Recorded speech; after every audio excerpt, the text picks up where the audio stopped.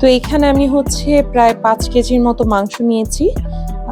মাংস শুধু মাংসই আছে এখানে 5 কেজি। আমি পরবর্তীতে হাড্ডিও এটাতে অ্যাড করব। আর এটা হচ্ছে কোরবানির মাংস। আপনাদের সবাইকে হচ্ছে ঈদ মোবারক। আজকে আমরা হচ্ছে এই কোরবানির 5 কেজি গরুর মাংসটা দিয়ে ঝাল মাংস তৈরি করব। ঝাল মাংস তৈরি করার জন্য প্রথমে আমি এর মধ্যে হচ্ছে গোটা মশলাগুলো দিয়ে দিচ্ছি। এটার মধ্যে আমি দিচ্ছি দারচিনি, দিয়ে দিচ্ছি শাহি এলাচ 2টা আর তেজপাতা। এবার এটার মধ্যে আমি কুচি করে রাখা পেঁয়াজগুলো দিয়ে দিচ্ছি। পেঁয়াজগুলো একটু মোটা করে কাটলেই হবে। পেঁয়াজগুলো আমি ছাড়িয়ে দিচ্ছি, হাত দিয়ে হচ্ছে কচলে তারপরে এর মধ্যে দিয়ে দিব।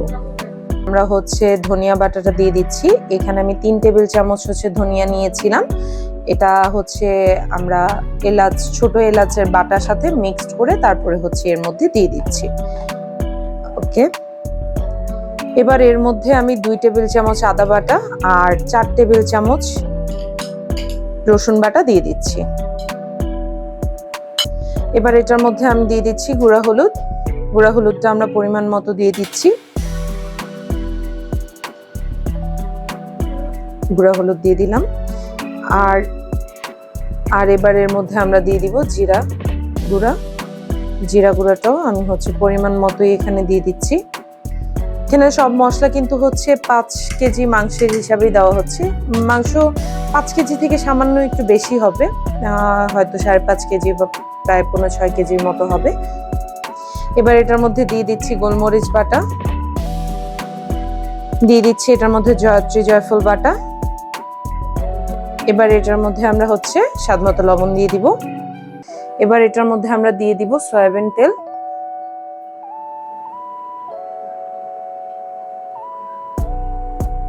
সয়াবিন তেলটা আমি হাতে করে নিয়ে ছড়িয়ে দিচ্ছি। এটা আমার মার টেকনিক, আম্মু সবসময় এভাবে দেয়। তেলটা হচ্ছে সামান্য পরিমাণ দিচ্ছি, আমরা বেশি তেল দিব না।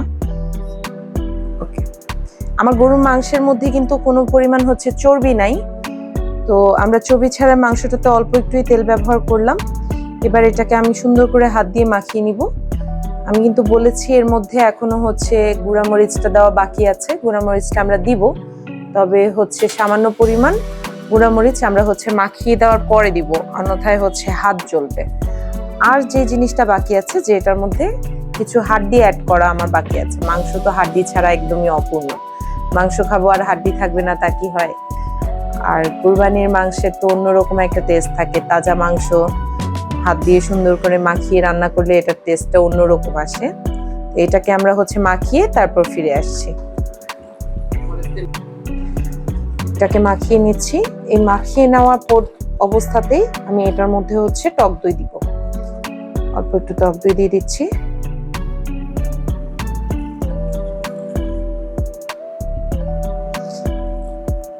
মাংসের টেস্ট কিন্তু আসে হচ্ছে মাংস যত সুন্দর করে মাখাবেন তার উপরে। একটু সময় নিয়ে মাংসটাকে আমরা মাখাবো, সুন্দর করে মাখাবো যেন সবটা মশলা এটার মধ্যে হচ্ছে ভালো করে ঢুকে যায়। এবার এটার মধ্যে আমরা দিয়ে দিচ্ছি গুঁড়ামরিচ। গুঁড়ামরিচটা বাকি ছিল, গুঁড়ামরিচটা আমি দিয়ে দিচ্ছি। ঝাল আপনারা যেরকম পছন্দ করেন ওটার উপরে ডিপেন্ড করে আপনারা হচ্ছে ঝালটা দিবেন। আমরা হচ্ছে একটু হালকাই ঝাল দিচ্ছি, খুব বেশি ঝাল দিচ্ছি না। এর মধ্যে কিন্তু আবার হচ্ছে আমরা গোলমরিচের গুঁড়াও দিয়েছি, সুতরাং ঝালটা একটু বুঝে শুনে দেওয়াটাই বেটার হবে। এটা আমার মাখানো হয়ে গেছে। এবার এটার মধ্যে আমাদের হাড্ডি অ্যাড করার কথা ছিল, আমি এখানে হাড্ডি অ্যাড করে দিচ্ছি। হাড্ডিটাও আমি মাখাবো, যেহেতু হাড্ডি মাখাতে একটু সমস্যা হয়, তারপর আমি শেষে দিয়ে হচ্ছে হাড্ডিটা মাখাবো।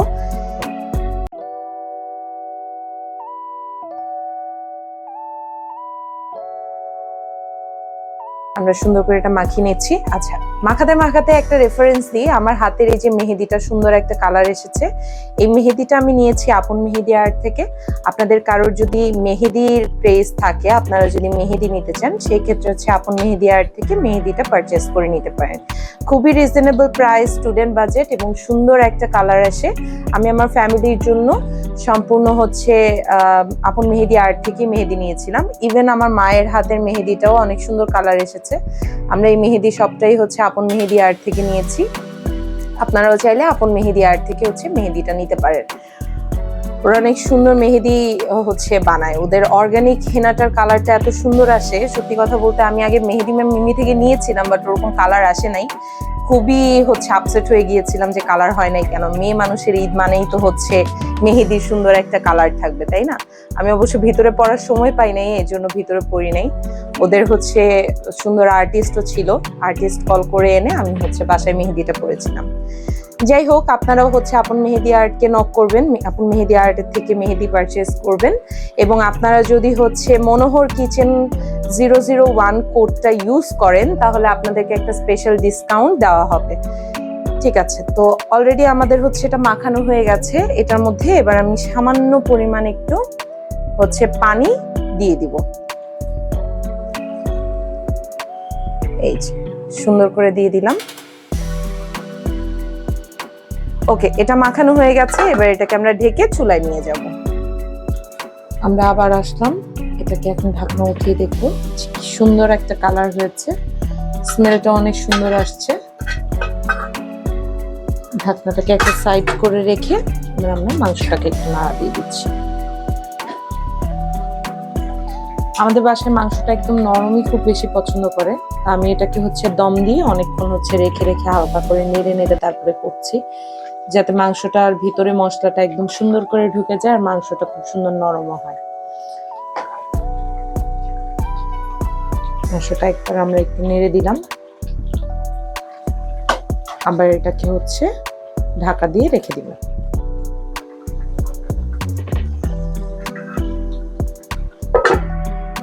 এই যে আমার কুরবানির ঝাল মাংসটা তৈরি হয়ে গেছে। আপনারাও বাসায় তৈরি করে খাবেন। আর আজকের রেসিপিটা যদি আপনাদের কাছে একটু পরিমাণেও ভালো লেগে থাকে তাহলে অবশ্যই আমার ভিডিওটাতে একটা লাইক, কমেন্ট আর শেয়ার করে দিবেন। দেখা হবে পরবর্তী ভিডিওতে। ততদিন পর্যন্ত সবাই ভালো থাকবেন, সুস্থ থাকবেন। আল্লাহ হাফিজ, আর সবাইকে ঈদ মোবারক।